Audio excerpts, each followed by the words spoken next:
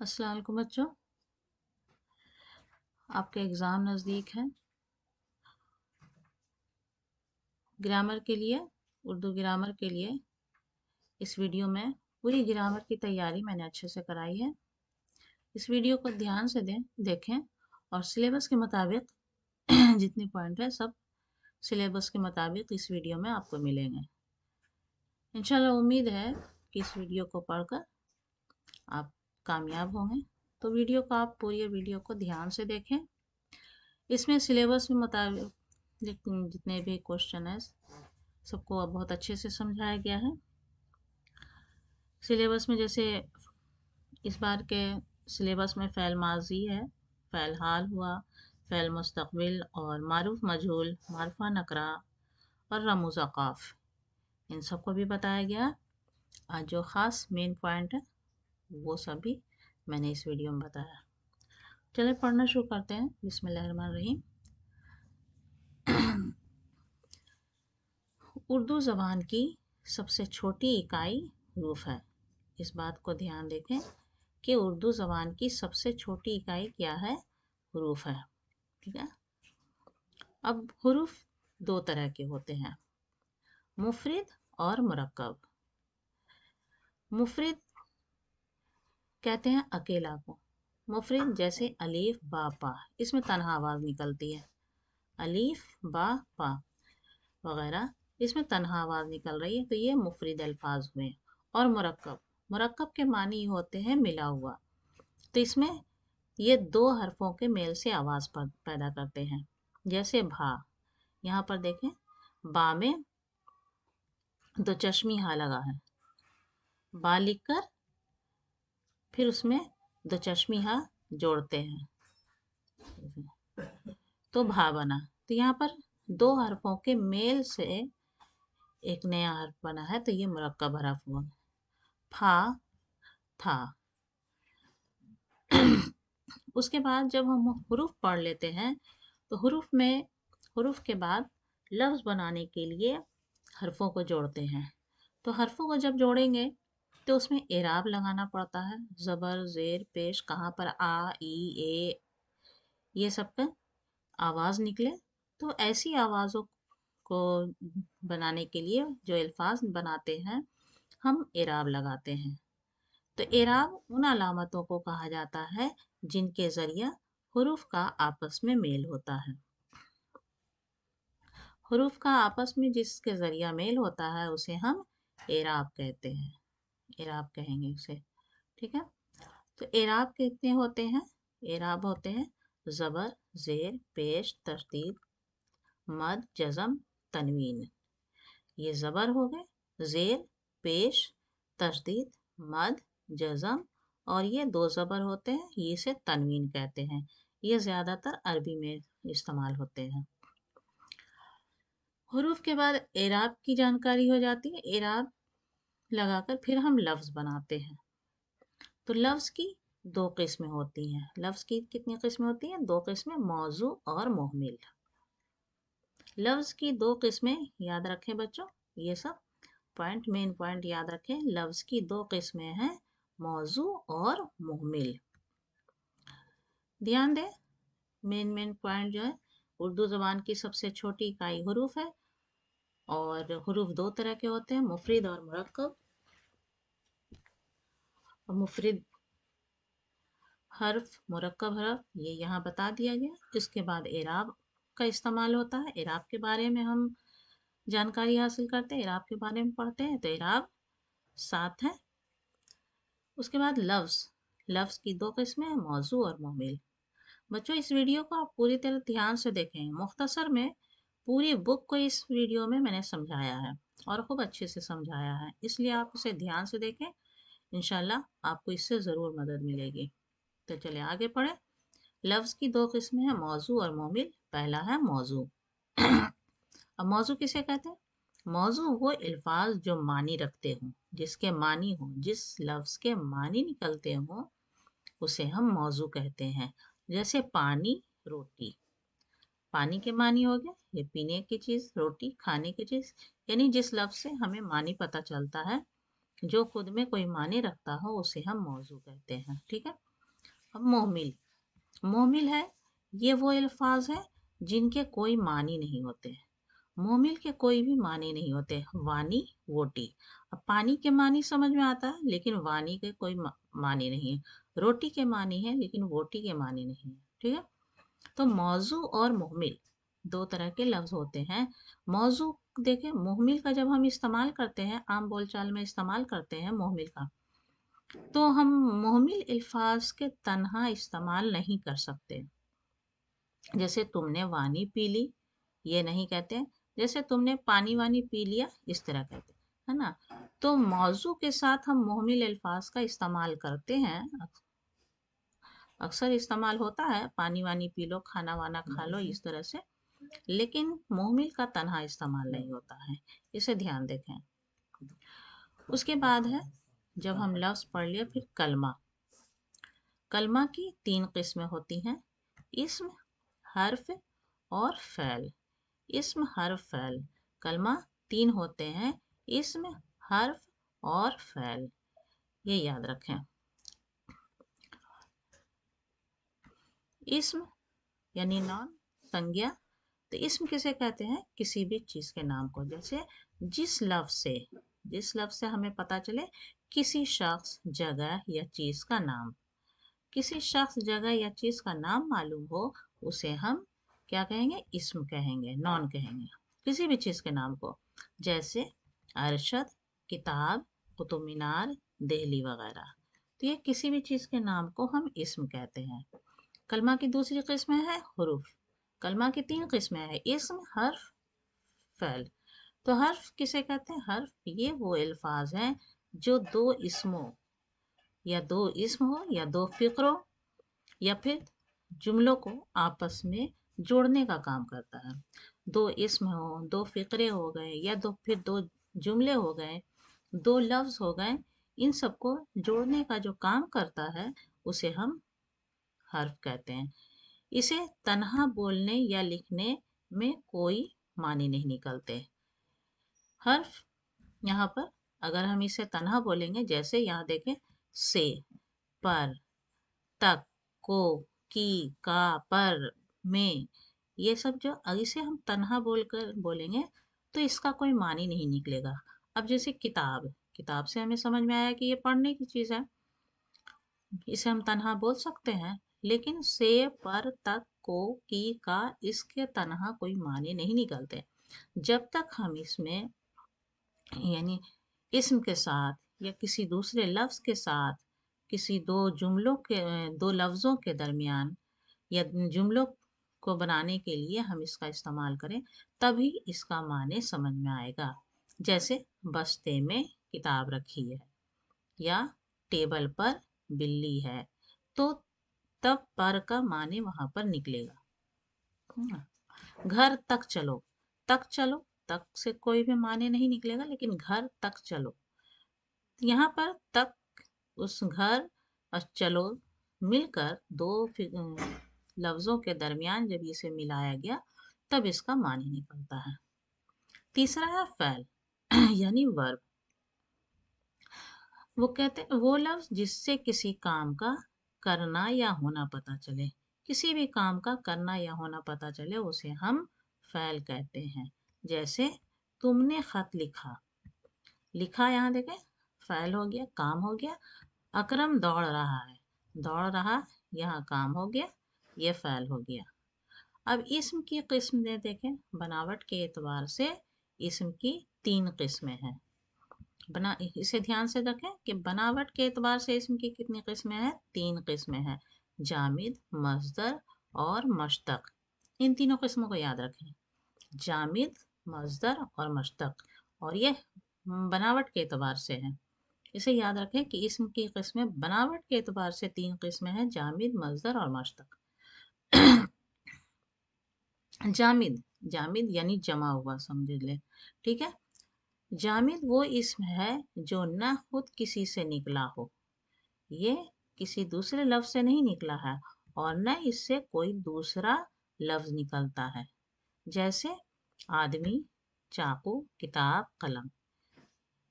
जामिद ایسے الفاظ ہوتے ہیں جو نہ خود کسی سے نکلا ہو نہ اس سے کوئی دوسرا لفظ بنتا ہو، یہ اپنے آپ میں الگ ہوگا۔ اگر اسے ہم توڑیں گے، آدمی، چاقو، اس کو اگر ہم توڑیں تو کوئی بھی معنی دار الفاظ نہیں بنتے ہیں۔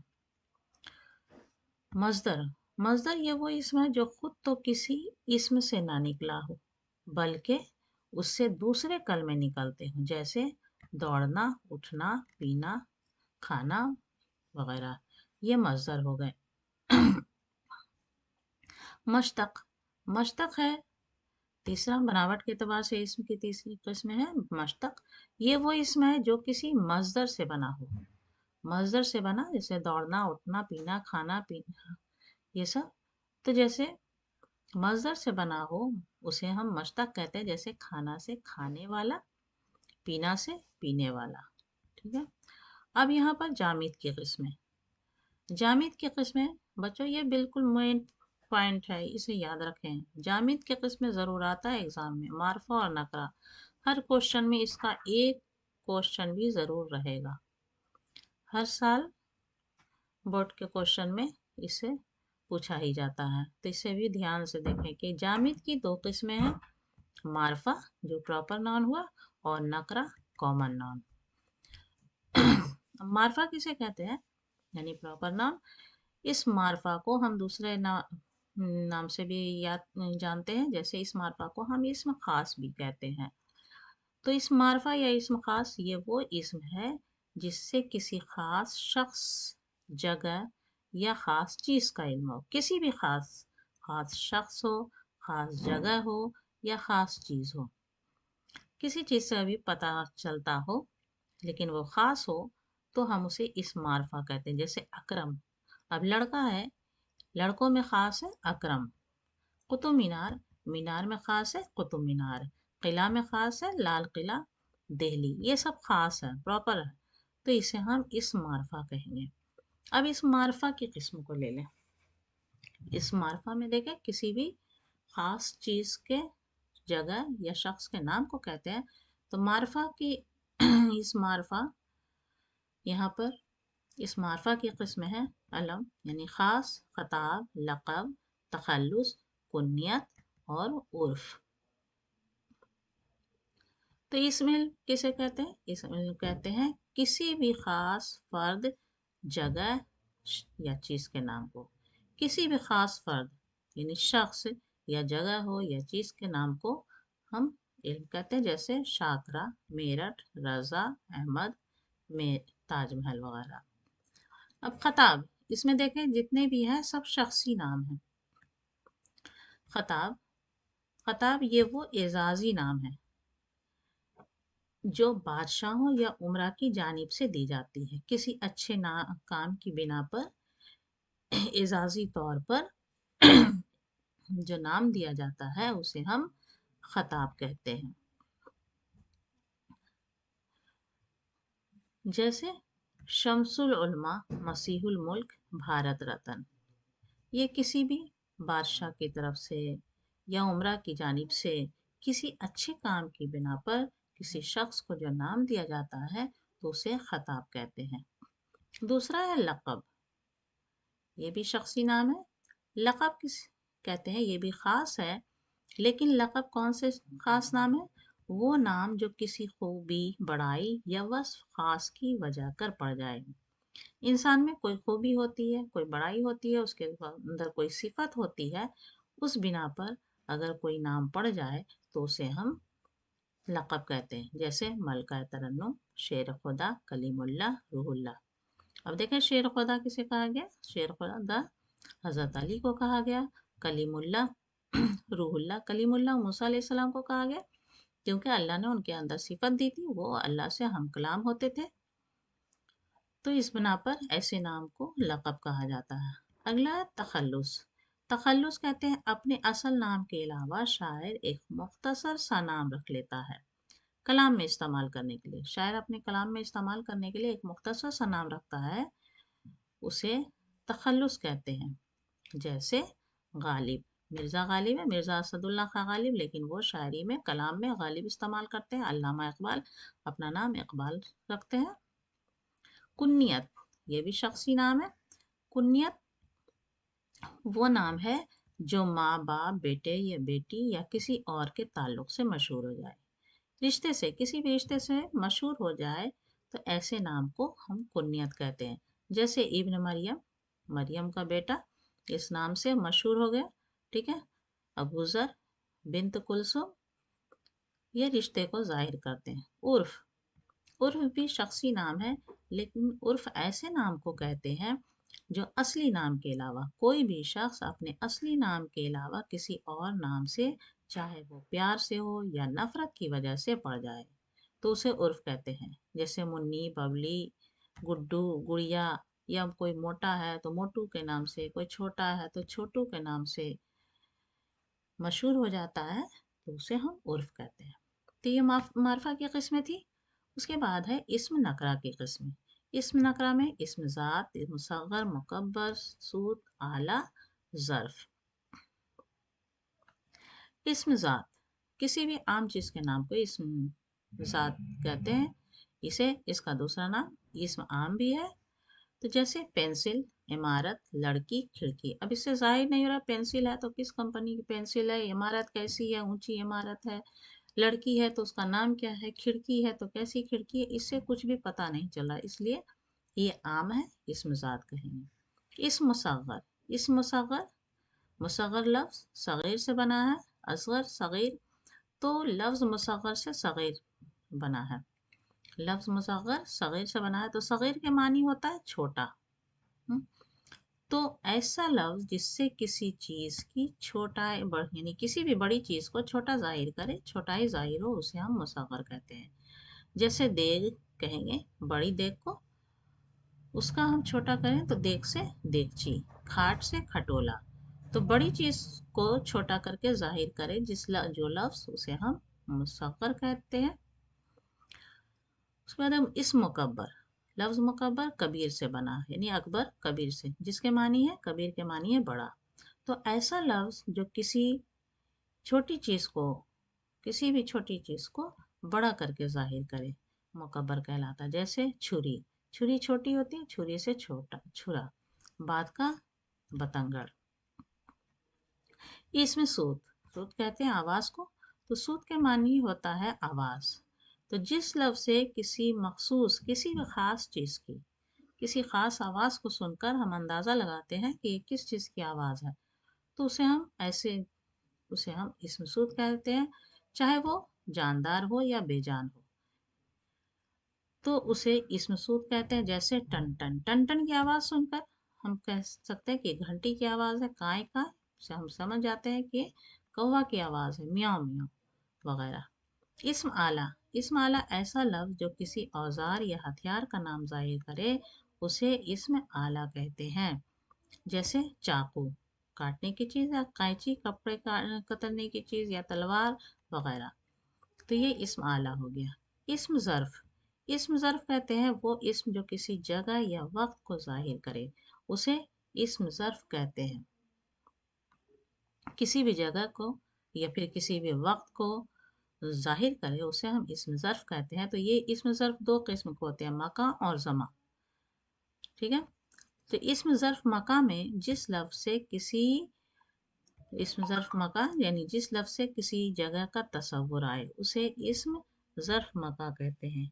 किसी भी जगह का तसव्वुर आए तो उसे इस्म यानी जगह का पता चले, उसे इस्म ज़र्फ़ मका कहते हैं।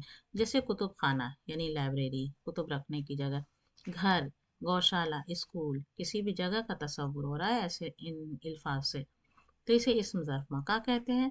अब है इस्म ज़र्फ़ ज़मा, तो जिस लफ्ज़ से किसी ज़माने का या वक्त का तसव्वुर आए, जैसे सुबह, शाम, दिन, दोपहर, है ना। तो जैसे साल, हफ्ता, आज, सुबह, शाम, दोपहर, ये सब इस्म ज़र्फ़ ज़मा में आया। अब है हुरूफ की किस्में। हुरूफ की किस्में, हुरूफ जार यानी राब्ता भी कहते हैं इसे। ऐसे हुरूफ जिनकी मदद से जुमले बनते हैं और बामानी हो जाते हैं। कुछ हुरूफ ऐसे होते हैं जिनकी मदद से जुमले बनते हैं, जैसे पर, तक, को, आगे, ऊपर, में, से वगैरह। हुरूफ अतफ, हुरूफ अतफ कहते हैं मुफरद कलमों या जुमलों को आपस में मिलाने वाले अल्फाज को حروف عطف کہتے ہیں، جیسے اور، و، کر، بھی، پھر، تب کے، جیسے استاد اور شاگرد، ٹھیک ہے، احمد و جمیل، یہ اس طرح سے استعمال ہوتا ہے۔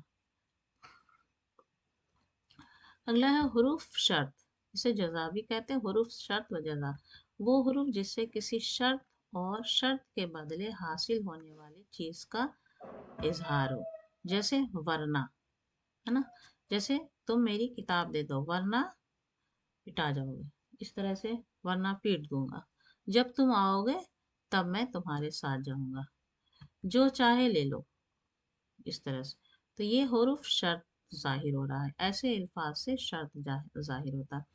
حروف فجائیہ، فجائیہ میں جو ہمارے جذبے کا اظہار ہوتا ہے، ہماری زبان سے بے ساختہ نکلتی ہے آواز، تو ایسے الفاظ جو رنج، خوشی، تعجب، افسوس کا اظہار کرے، تو ایسے الفاظ یعنی جذبات جس سے ظاہر ہو رہی ہے اور بے ساختہ زبان سے نکل آتے ہیں، تو ایسے الفاظ کو ہم فجائیہ کہتے ہیں، فجائیہ حروف ہو گئے۔ ارے، واہ، شاباش، اوف، ہائے، افسوس، یہ سب حروف فجائیہ ہو گئے۔ حروف استفہام، حروف استفہام کہتے ہیں، استفہام کے معنی ہوتا ہے پوچھنا، یعنی سوال کرنا، کوشچن کرنا۔ تو استفہام عربی زبان کا لفظ ہے، استفہام کس زبان کا لفظ ہے؟ عربی زبان کا لفظ۔ تو وہ لفظ جو کسی سوال کو پوچھنے کے لیے استعمال کیا جائے، اسے ہم حروف استفہام کہتے ہیں۔ جیسے کب، سوال کیا جا رہا، کب، کیوں، کیا، کیسے، کون، کس طرح، ان سب سے سوال ظاہر ہو رہا، تو یہ حروف استفہام ہو گیا۔ حروف ندا، ندا کے معنی ہوتا ہے پکارنا، تو وہ کلمہ یا وہ لفظ جو کسی کو پکارنے یا مخاطب کرنے کے لیے استعمال کیا جائے، تو اسے ہم حروف ندا کہتے ہیں۔ جیسے ارے، پکارتے ہیں، جیسے ارے سنو، اجی یہاں آؤ، صاحبو، اوئے، ابے، سنتا ہے، اس طرح سے پکارتے ہیں، تو یہ حروف ندا ہو گئے۔ حروف اضافت، اب اضافت دیکھیں، وہ کلمہ جو دو اسم ہو یا ضمیر ہو اور اسم کے درمیان جوڑنے کا کام کرتا ہے، تو حروف اضافت کہلاتے ہیں۔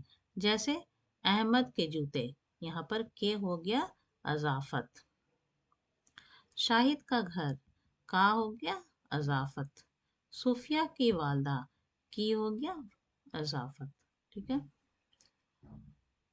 حروف علت، ایسے حروف جو جملوں کے درمیان میں آ کر جملے کے مضمون، جو جملہ کا مضمون ہے یا اس کی وجہ یا سبب کو ظاہر کرے، حروف علت کہتے ہیں۔ علت یعنی سبب یعنی وجہ۔ جیسے دیکھیں یہاں عارف امیر تو ہے، دو سینٹینس ہے یہاں، عارف امیر تو ہے، پھر یہاں پر دیکھیں ایماندار نہیں، لیکن ان دو جملوں کو جوڑنے والا کیا ہے؟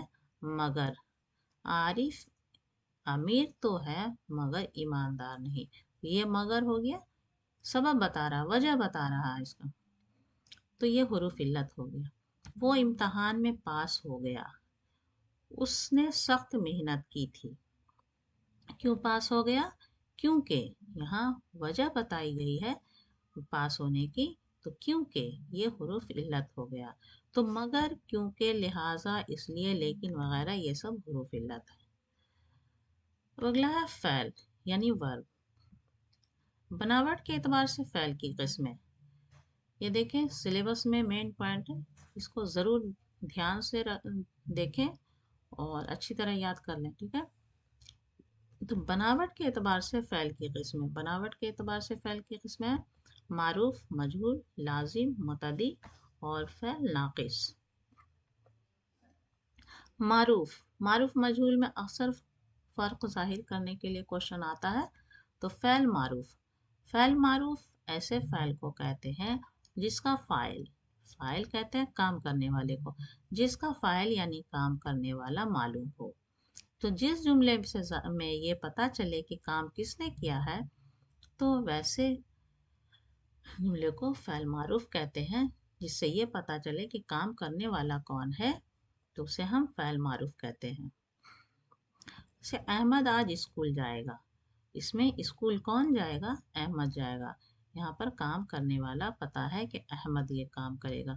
تم نے کتاب پڑھی، دیکھا ضمیر بھی آ سکتا ہے، لیکن تم نے کتاب پڑھی، کس نے کتاب پڑھی؟ تم نے، تو یہ فعل معروف ہے، اس میں کام کرنے والا ظاہر ہے۔ فعل مجہول، فعل مجہول ایسے فعل کو کہتے ہیں جس کا فاعل یعنی کام کرنے والا معلوم نہ ہو، کام کرنے والا معلوم نہیں ہو جس جملے میں، تو اسے ہم فعل مجہول کہتے ہیں۔ جیسے دروازہ کھل گیا، دروازہ کس نے کھولا؟ پتہ نہیں۔ کپڑے دھل گئے، کپڑے کس نے دھلے؟ یہ پتہ نہیں۔ کام کرنے والا یہاں پہ پتہ نہیں چل رہا، یہ ایسے فعل، اسے ہم فعل مجہول کہتے ہیں۔ اگلا فعل لازم۔ لازم یعنی ضروری، وہ فعل جس کا اثر صرف فاعل تک، صرف فاعل یعنی کام کرنے والے تک محدود رہے، یعنی وہ صرف اپنے فاعل سے مل کر پورا ہو جائے، فاعل سے مل کر پورا ہوتا ہے تو اسے فعل لازم کہتے ہیں۔ جیسے لڑکوں نے پڑھا، امجد آیا، یعنی ایک دوسرے کے لیے لازم ہے یہ، جب تک ایک دوسرے کے لیے، یہاں لڑکوں نے پڑھا، پڑھا کس نے؟ لڑکوں نے۔ امجد آیا، کون آیا؟ امجد آیا، دونوں ایک دوسرے کے لیے لازم ہے۔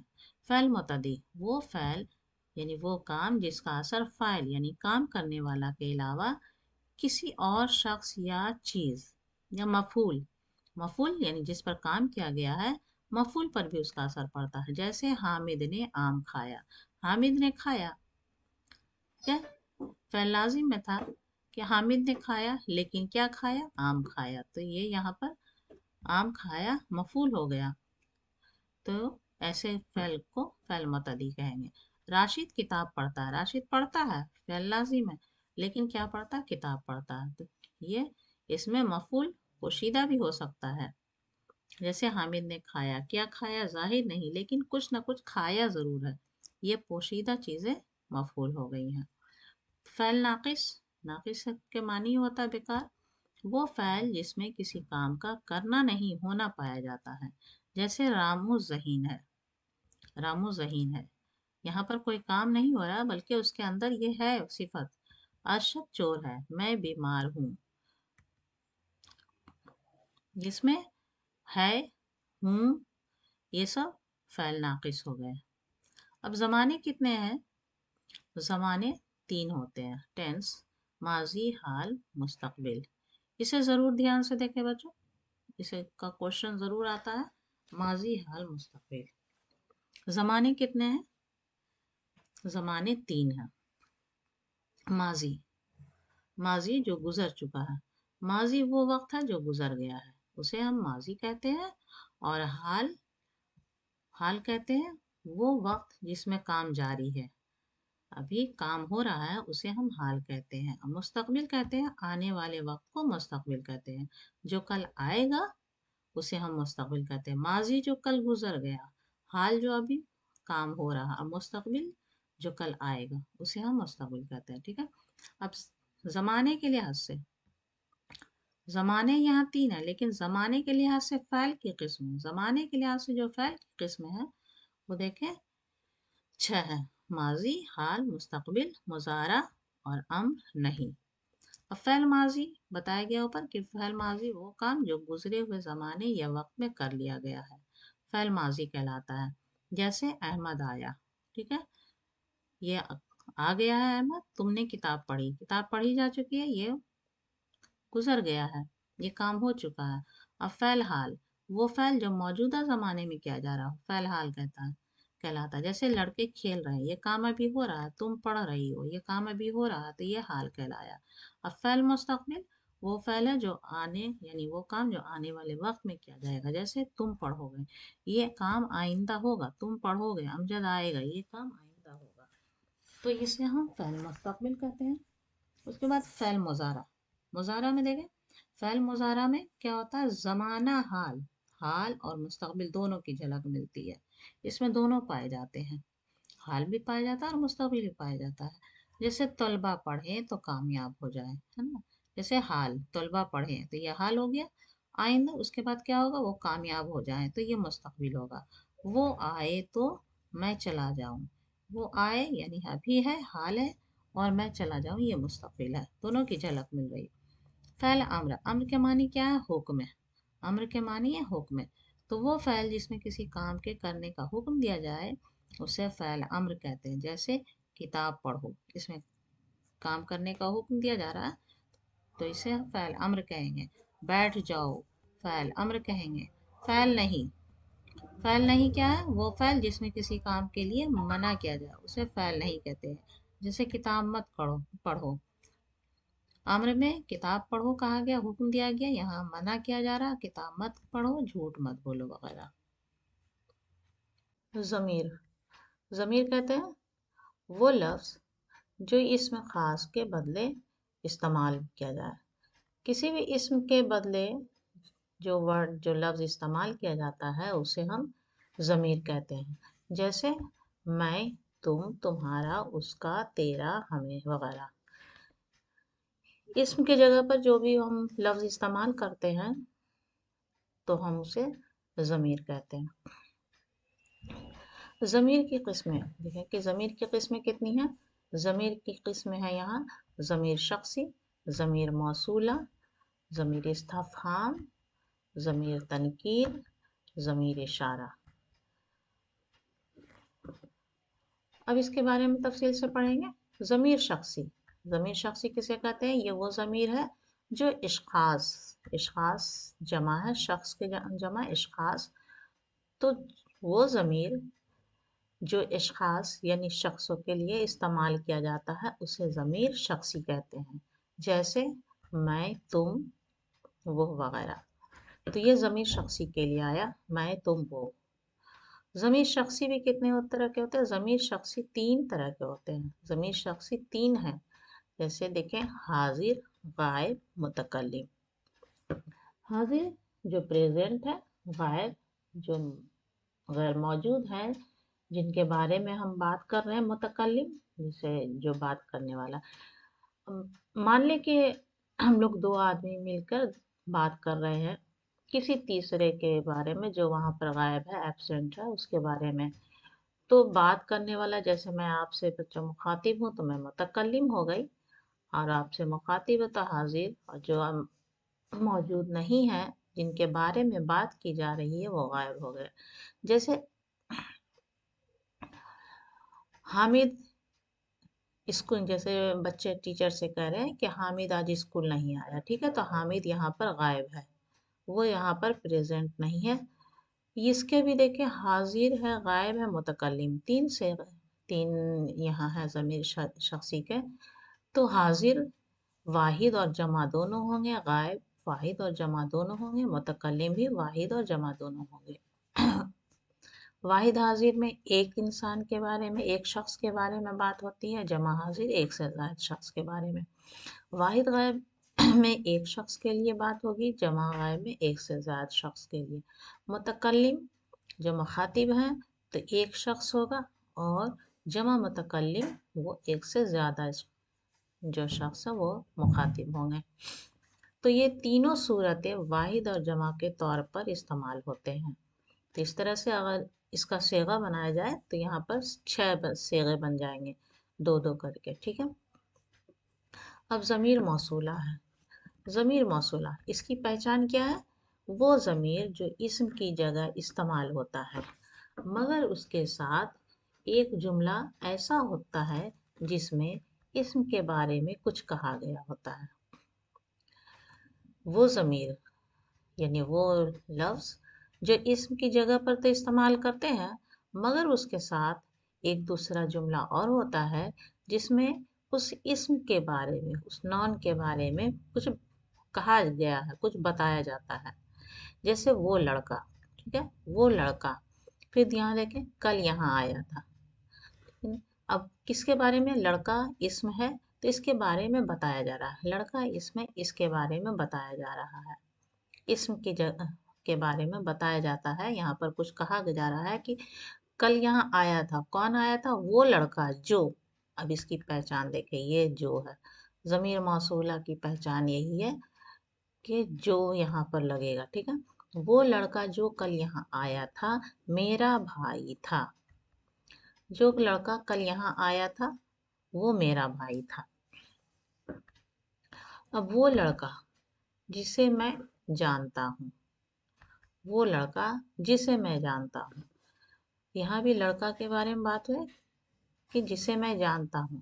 تو جو کے وہاں پہلے جملے میں جو لگا تھا، دوسرے جملے میں دیکھیں جسے لگا تھا. تو جو اور جسے یہ جملے ضمیر موصولہ کی پہچان ہے۔ ان جملوں میں دیکھیں جو اور جسے لگا تو یہ ضمیر موصولہ ہے۔ اب دیکھیں ضمیر استفہام، استفہام کے معنی یہ ہوتا ہے پوچھنا، سوال کرنا۔ تو وہ ضمیر جو کسی سوال کو پوچھنے کے لیے استعمال کی جائے، جیسے کیا ہوا، سوال کی جا رہا ہے، کس نے کہا، کون آیا، کب آئے وغیرہ۔ ضمیر تنکیر، ضمیر تنکیر وہ ضمیر ہے جو کسی غیر یقینی شخص یا چیز کے لیے استعمال ہوتا ہے، یعنی یہاں پر ہم کنفرم نہیں ہے کہ یہ کتنی ہے یا کیا ہے، کون ہے۔ تو ضمیر تنکیر دو ہوتے ہیں، ضمیر تنکیر دو ہوتے ہیں، کوئی اور کچھ۔ کوئی اور کچھ دیکھے دو الفاظ ہیں، اس سے پتہ نہیں چل رہا کوئی کون آیا، جیسے کوئی آیا تو کوئی آیا، کون آیا یہاں پہ بات پتہ نہیں چل رہی ہے۔ کچھ دے دو، کتنا دے دو، نہ وزن میں ہے یا پھر کیا ہے، کچھ دے دو تو یہ یہاں پہ پتہ نہیں چل رہا ہے، تو کوئی نہیں یا کچھ دے دو، اس سے یہ غیر یقینی لفظ ہے، اس لفظ سے پتہ چل رہا ہے کہ یہاں پر ہم کسی بات کے لیے یا کسی چیز کے لیے کنفرم نہیں ہے۔ ضمیر اشارہ وہ ضمیر ہے جو کسی شخص یا چیز کی طرف اشارہ کرنے کے لیے استعمال ہو، جیسے یہ یا وہ، اشارہ کرتے ہیں کسی نزدیک کے لیے اور دور کے لیے۔ یہ کیا ہے، یہ لوگ یا وہ، تو یہ قریب کے لیے ہے اور وہ دور کے لیے۔ وہ صفت یعنی ایڈجیکٹو، صفت کسی بھی چیز کے اندر کوئی بھی خوبی یا خامی ہوتی ہے، ٹھیک ہے، تو اسے ہم صفت دیکھیں۔ صفت کسے کہتے ہیں؟ صفت کی مختصر تعریف یہ ہے کہ صفت وہ لفظ یا کلمہ ہے جس سے کسی اسم کی اچھائی یا برائی یا حالت ظاہر ہو۔ وہ اسم جس کی صفت بیان کی جائے اسے موصوف کہتے ہیں، موصوف کہتے ہیں۔ جیسے یہاں پر دیکھیں لال گلاب، ٹھیک ہے، اب لال گلاب، یہاں پر گلاب کیسا ہے، لال ہے، تو لال گلاب کی صفت کیا ہے، لال ہے، تو گلاب کی صفت لال ہے، اور جس چیز کی صفت بتائی جائے وہ موصوف ہو گیا۔ یہاں پر گلاب موصوف ہے اور لال صفت ہے، ٹھیک ہے۔ اب کالا، یہاں پر کالا صفت ہے اور کوا موصوف ہے، تو کوے کی صفت بتائی جا رہی ہے کہ کوا کیسا ہے، کالا ہے، تو جس چیز کی صفت، خوبی، خامی جو بتائی جائے، جس چیز کے بارے میں بتایا جائے تو اسے ہم موصوف کہتے ہیں۔ شریر بچہ، شریر صفت ہو گیا اور بچہ موصوف، بچہ کے بارے میں بتایا جا رہا ہے کہ بچہ کیسا ہے، شریر ہے۔ تو اوپر جو مثال دیے گئے ہیں ان میں بتایا گیا کہ گلاب لال ہے تو لال صفت ہے،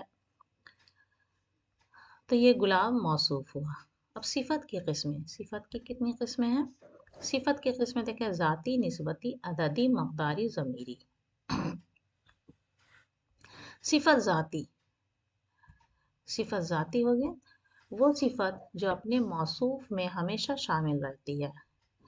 اوپر میں نے بتایا کہ موصوف کیسے کہتے ہیں، جس چیز کی صفت بتائی جائے اسے موصوف کہتے ہیں، تو ایسی چیز جس کے اندر جو موصوف میں شامل رہتی ہے صفت، اور یہ شخص یا چیز کے اندرونی حالت یا کیفیت کو ظاہر کرتے ہیں، جیسے موٹا، اب جیسے اوپر بتایا گیا جیسے کالا کوا، تو کوا کے اندر یہ صفت موجود ہے، موٹا، ہرا، لال، شریر، یہ سب صفت ذاتی ہوا۔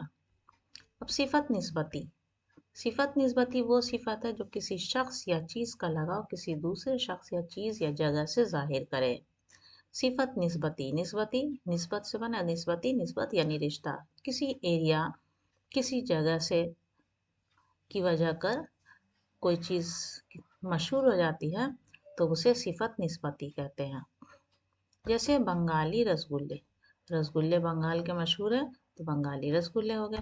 سنہری مسجد، مسجد سنہری ہے۔ کشمیری شال۔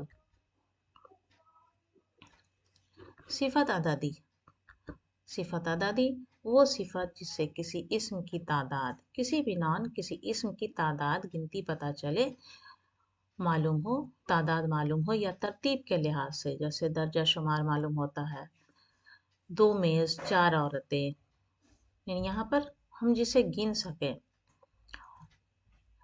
اور किसी भी चीज़ की अदद पता चले तो उसे हम सिफत अददी कहते हैं। 2 मेज़ 4 औरतें या कुछ लड़के, इसे हम गिन सकते, ठीक है। बहुत से दरख्त, ये सिफत अददी हो गया। अब सिफत मकदारी, सिफत मकदारी कहते हैं वो सिफत जिससे किसी चीज़ की मकदार यानी वज़न पता चले।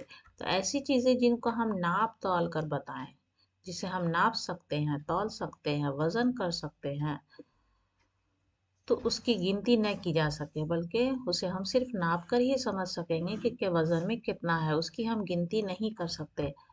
तो ये सिफत मकदारी हो गया।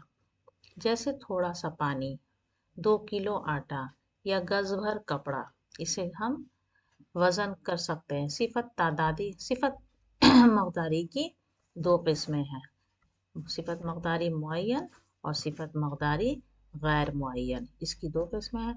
तो मकदारी मुअय्यन में ये वो सिफत है जिससे किसी चीज़ की मकदार यानी वज़न का सही पता चलता है, वो कि वो वज़न में कितना है। सिफत मकदारी मुअय्यन में हमें पता चलता है, हम कंफर्म रहते हैं कि इसका वज़न कितना है। जैसे 2 किलो आटा, हम यहाँ पर पूरी तरह इत्मीनान है कि आटा कितना है, 2 किलो है। अब 1 लीटर दूध, यहाँ वज़न हमें मालूम है कि दूध 1 लीटर है। 4 किलो चावल, इसका भी वज़न मालूम है।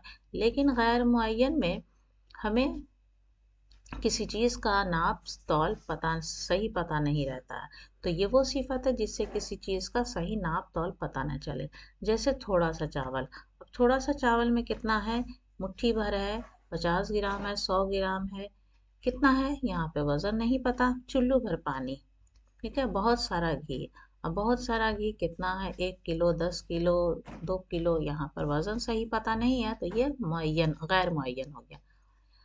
अगली किस्म सिफत ज़मीरी। सिफत ज़मीरी वो सिफत है जिससे किसी चीज़ की तरफ इशारा किया जाए, जैसे ये लड़का, वो घर, ये कपड़ा, तो इसमें ये है वो सिफत ज़मीरी हो गया। तो सिलेबस में आपके अगले चैप्टर जो होगा वो रमूज़ औक़ाफ़ है, ये भी सिलेबस में है, रमूज़ औक़ाफ़। तो इसे भी बच्चों आप ध्यान से पढ़ें और अच्छी तरह समझें। ये सब सिलेबस के मुताबिक पढ़ाई जा रही है। तो रमूज़, पहले रमूज़ जाने किसे कहते हैं। रमूज़ लफ्ज़ रम्ज़ की जमा है। रम्ज़ कहते हैं इशारा या अलामत। तो जिस रम्ज़ के मानी है यानी जिसके मानी है इशारा या फिर अलामत, कोई निशानी, ठीक है। तो औक़ाफ़, रमूज़ के माने तो हो गया इशारा या अलामत या निशानी। औक़ाफ़ हो गया वक्फ़ की जमा। औक़ाफ़ कहते हैं वक्फ़ की जमा को औक़ाफ़ कहते हैं। वक्फ़ हमेशा वक्फ़ कहते हैं ठहरने की जगह को। वक्फ़ के मानी है ठहरना। तो अलामात वक्फ़ यानी वक्फ़ के जो अलामात होते हैं वो अलामतें हैं जो एक जुमले को दूसरे जुमले से, यानी अलामात वक्फ़ यानी वक्फ़ की अलामत जो है वो एक जुमले को दूसरे जुमले से या फिर किसी जुमले के या फ़िक्रे के एक हिस्से को दूसरे हिस्सों से अलग करें। कभी लंबे लंबे जुमले होते हैं, बड़े बड़े जुमले होते हैं, फ़िक्रे होते हैं, तो उसको भी इस औक़ाफ़ के ज़रिया हम वहाँ पर कॉमा लगाते हैं या फिर डैश लगाते हैं। इस तरह से हम हमें क्या होता है, पढ़ने में आसानी होती है। तो इनके फ़िक्रे को एक हिस्से से दूसरे हिस्सों से अलग करते हैं, या जहाँ पर सेंटेंस का जुमला ख़त्म हो गया तो हम वहाँ पर डैश लगाते हैं। तो इन अलामतों का क्या फ़ायदा, इन अलामतों का एक फ़ायदा तो ये है कि उनकी वजह से नज़र को सुकून मिलता है। पढ़ने में क्या होता है, थोड़ा ठहराव होता है और वो थकने नहीं पाती, और उनसे जुमले के मानी को भी समझने में मदद मिलता है। जुमले के सेंटेंस को मानी, उसके मानी को भी हम समझने में हमें मदद मिलती है इससे। जहाँ कहाँ पर कॉमा लगेगा, कहाँ पर डैश लगेगा, कहाँ पर वबीन लगेगा, ये सब, या फिर कहाँ पर ब्रैकेट लगेगा, ये सब हमें वक्फ़ के ज़रिया, औक़ाफ़ के ज़रिया ही समझ में आती है। उसके अलावा दूसरी अहम और मुफीद बात यह है कि ज़हन पर जुमले या जुज़्व व जुमले की असली अहमियत को पहचान लेता है।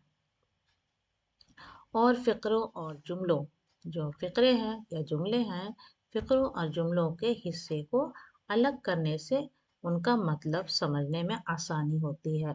जैसे बच्चों मैंने बताया कि उठो मत बैठो, अगर कहें तो उठो के बाद हम कॉमा देते हैं, और मत बैठो तो यहाँ पर उठने के लिए कहा गया, और अगर उठो मत के बाद हम कॉमा दें तो यहाँ पर उठने के लिए मना किया गया। तो इससे भी मतलब यानी मानी समझने में आसानी होती है ये अलामत लगाने से। उसके अलावा तीसरी ख़ास बात यह है कि उनके इस्तेमाल के बगैर अगर हम इसका इस्तेमाल नहीं करें तो ये इबारत जो सेंटेंस है या इबारत है, ये सब भोंदी और बेमानी, बेमज़ा व बेरंग मालूम होती है। तो रमूज़ औक़ाफ़ इसके कई किस्म हैं। सबसे पहले है सख्ता, जिसे हम कॉमा कहते हैं। इसके निशानात देखें, ये निशान ये हैं, इसको अच्छी तरह ज़हन नशी करें। तो सख्ता एक ही किस्म के कलमे के उन तीन या तीन से ज़ायद लफ्ज़ों के बीच में जो साथ साथ इस्तेमाल किए गए हों। जैसे कोई भी इस्म है, नाम है, ज़ैद, उमर और बकर, स्कूल आए, तो यहाँ पर एक ही किस्म के हैं कलमे। यहाँ पर नाम है, तीन नाम है, लेकिन जब दो नाम रहते ज़ैद और उमर हम यहाँ लिख देते हैं, लेकिन तीन है तो हम इस ज़ैद के बाद कॉमा लगाएंगे, सख्ता लगाएंगे, उमर उसके बाद और बकर लिखेंगे। तो या फिर जगह के नाम ले लें, लखनऊ, जगह का नाम लखनऊ, इलाहाबाद और गोरखपुर यूपी के बड़े शहर हैं। तो यहाँ पर हम कॉमा लगाएंगे, लखनऊ के बाद कॉमा लगाएंगे। जब लास्ट होगा या तीन रहे चार रहे कुछ भी, लेकिन लास्ट में और लिखेंगे। दूसरे इसके इसके है ये है कि बड़े जुमले के तहत, जो बड़ा जुमला है उसके तहत छोटे जुमलों के दरमियान में भी ये कॉमा लगता है, सख्ता लगता है। जैसे मैं सवेरे उठा, यहाँ पर जुमले बड़े हैं तो यहाँ पर सख्ता लगेगा। जैसे मैं सवेरे उठा, नाश्ता किया, सख्ता लगा, साइकिल ली और स्कूल चला गया। आखिरी जब जुमला हुआ तो वहाँ पर और लगा। ठीक है। तीसरा है कि जब एक जुमला किसी जो दूसरे जुमले की तवज्जी करे, उसकी वजह बयान करे। जैसे मैं कल से बीमार हूँ, मैं कल से बीमार हूँ इसलिए आज स्कूल नहीं गया। तो दूसरा जुमला यहाँ पर क्या है, आज स्कूल नहीं गया, तो इसकी वजह बयान कर रहा है कि आज स्कूल क्यों नहीं गया, क्योंकि मैं कल से बीमार हूँ। तो यहाँ पर भी सख्ता यानी वक्फा, ये कॉमा दिया जाएगा। दूसरा है वक्फा, वक्फा के निशान ये है, ठीक है,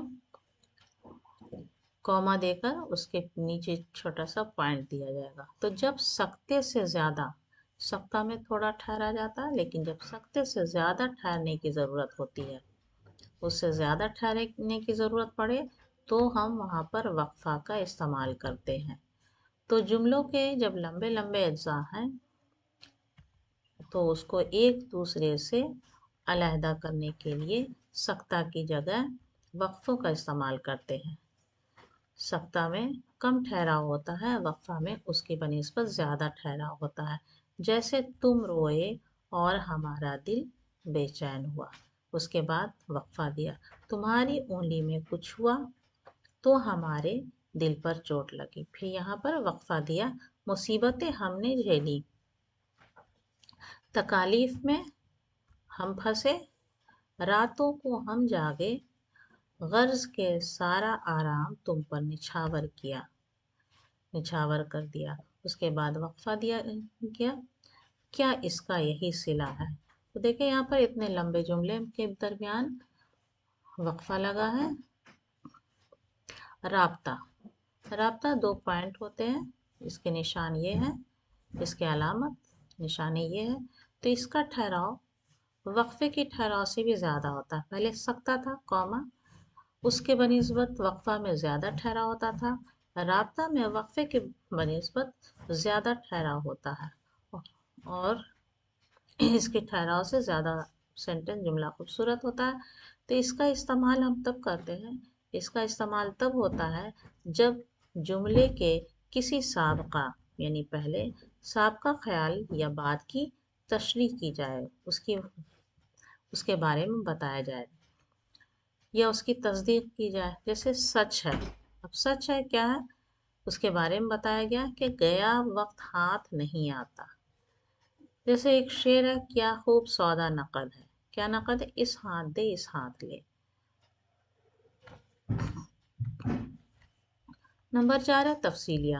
تفصیلیہ کے نشان یہ ہے، تو یہ علامت عام طور پر حرف ذیل ہوتی ہے. جیسے اس کا استعمال ہم کسی بھی اقتباس یا فہرست کو پیش کرتے وقت، ہم کسی فہرست کو پیش کر رہے ہیں، کسی اقتباس کو پیش کر رہے ہیں، تو اس کے بارے میں جب ہم لکھتے ہیں تب ہم یہ علامت استعمال کرتے ہیں. جیسے بہار کے مشہور شہر یہ ہیں. اب وہاں بہار کے مشہور شہر کون کون ہیں اس کے بارے میں ہم جب لکھیں گے تو ہم یہاں پر تفصیلیہ استعمال کریں گے، یہ علامت استعمال کریں گے. پٹنہ، بہار شریف، بھاگلپور وغیرہ.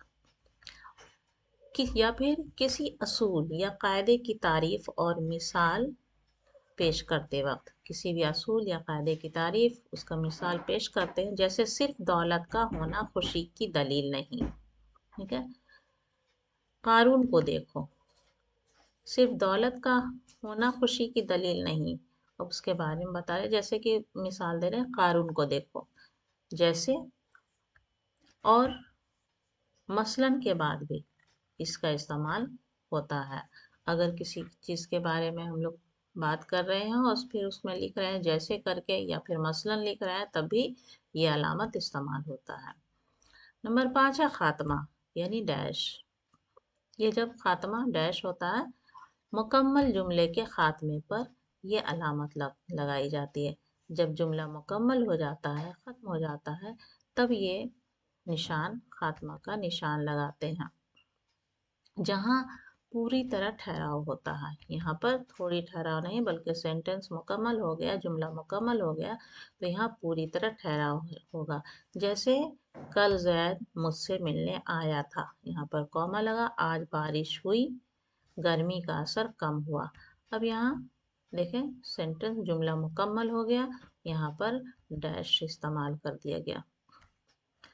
مخففات یعنی مختصر. مخففات کے بعد بھی یہ لگاتے ہیں. مثلاً جب ہم استعمال کرتے ہیں ڈاکٹر محمد اقبال. ڈاکٹر محمد اقبال ایم اے پی ایچ ڈی. ایم اے یہاں پر مخففات ہیں، پی ایچ ڈی اس کے بیچ میں بھی ہم یہ استعمال کرتے ہیں خاتمہ کا نشان. Shaukat Ali M A L L B. تو ایم اے یہ ڈگری مخفف ہے، مخففات یعنی مختصر طور پر یہاں پر لکھا گیا ہے، اسے بھی یہاں بھی ہم خاتمہ کے نشان استعمال کرتے ہیں. اگلا ہے ووین. ووین یعنی انورٹڈ کاما، یہ اس کے نشان ہے ووین کے. تو ووین کا استعمال ہوتا ہے جب کسی کے قول کو اسی کے لفظوں میں نقل کیا جاتا ہے. کسی کی کہی ہوئی باتوں کو ہم ہو بہو اسی کے لفظوں میں نقل کریں تو قول کے اول و آخر یہ علامت لگائی جاتی ہے. بالکل اسی کے انداز میں یا پھر اسی کے زبان میں ہم جب بیان کرتے ہیں تو یہ علامت لگائی جاتی ہے. جیسے اس نے کہا، اس نے کیا کہا، میں یہاں 5 بجے تک لوٹ آؤں گا. تو اس کی کہی ہوئی باتوں کو ہو بہو اسی کے لفظوں میں جب بیان کیا گیا تو یہاں پر ووین جملہ سے پہلے اور پھر جملہ کے آخر میں استعمال کیا گیا. فجائیہ. فجائیہ کے نشان ہے یہاں. یہ علامت کب لگائے جاتے ہیں؟ یہ علامت ان لفظوں یا جملوں کے بعد لگتی ہے جن سے کوئی جذبہ ظاہر ہوتا ہے. اب اس جذبے میں تعجب بھی ہو سکتے ہیں. جیسے حقارت، کسی کو نفرت کی وجہ سے دیکھنا یا کچھ بات کرنا، حقارت کی نظر سے دیکھنا، یا تعجب کرنا، غصہ کرنا، خوف، ڈر، خوشی وغیرہ کوئی بھی جذبہ ہو انسان کی زبان سے بے ساختہ جیسے نکلتا ہے جذبہ میں. خوشی کا وقت ہوا، ڈر کا وقت ہوا، غصے کا وقت ہوا. اب جیسے آہا، کیا وقت پر پہنچے ہو، انسان کی زبان سے اس نے آہا، اس سے جذبے کا اظہار ہو رہا ہے. یا شاباش، کیا خوب کام کیا. تو یہاں پر انسان کی زبان سے بے ساختہ اس کے جذبے کا اظہار ہو رہا. تو یہ فجائیہ ہو گیا. اب ہے سوالیہ. سوالیہ کی نشان یہ ہے یعنی کوشچن مارک ہے. تو یہ علامت سوالیہ جملوں کے آخر میں لگتی ہے. جب ہم کوئی کوشچن کرتے ہیں تو یہ سوالیہ نشان لگاتے ہیں، جیسے کون آیا، کیا بات ہے، تم کہاں تھے وغیرہ. اگلا ہے خط. خط کے نشان بھی خاتمہ کی طرح ہوتے ہیں، لیکن یہاں پر یہ علامت جملہ معترضہ کے پہلے اور آخر میں استعمال کیا جاتا ہے، جیسے میرے خیال میں.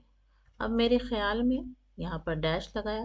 گرچہ میرے خیال کی کوئی قدر و قیمت ہو یا نہ نہیں ہو، تعلیم میں اخلاقیات کی شمولیت بہت ضروری ہے. یہاں پر ہم نے اپنا خیال پیش کیا ہے، لیکن میرے خیال میں لکھ کر یہاں پر ڈیش دیا. اس کے بعد یہ خط ہو گیا. اس کے بعد اپنے خیال کو پیش کیا. قوسین. قوسین کسی بات کو بریکٹ میں لکھنا، اس کے بارے میں. یہ علامت کب لگتا ہے؟ یہ علامت جملہ معترضہ کے پہلے اور بعد میں لگائی جاتی ہے، جیسے میرا گھر. میرا گھر کیسا ہے؟ یعنی وہ مکان کا وہ حصہ جس میں لوگ رہ رہے ہیں.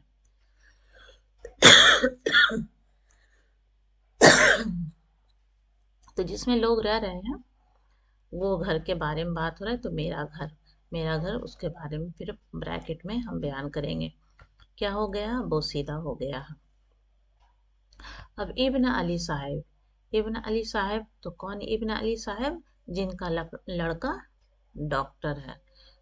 تو ابن علی صاحب کس ابن علی صاحب کے بارے میں بات ہو رہی ہے؟ جن کا لڑکا ڈاکٹر ہے. تو اسے بھی ہم قوسین میں کہیں گے. تو اس کو میں نے کل یہیں دیکھا تھا. تو یہاں قوسین استعمال ہوا. تو بچوں یہ پوری سلیبس کے مطابق میں نے آپ کو پوری ایک ویڈیو میں پوری گرامر پڑھائی ہے، اور گرامر کو اچھی طرح آپ کو سمجھایا بھی ہے. آپ کو اس سے بہت مدد ملے گی. آپ اس ویڈیو کو اچھی طرح دیکھیں، اچھی طرح سمجھ کر پڑھیں. انشاءاللہ پوری امید ہے کہ یہ ویڈیو آپ کے لیے فائدہ مند ثابت ہوگی. اور بچوں آپ سے ایک گزارش ہے کہ اس ویڈیو کو اپنے دوستوں میں زیادہ سے زیادہ شیئر کریں اور لائک کریں. انشاءاللہ آپ سے اگلی ویڈیو میں جلد ملاقات ہوگی. اللہ حافظ.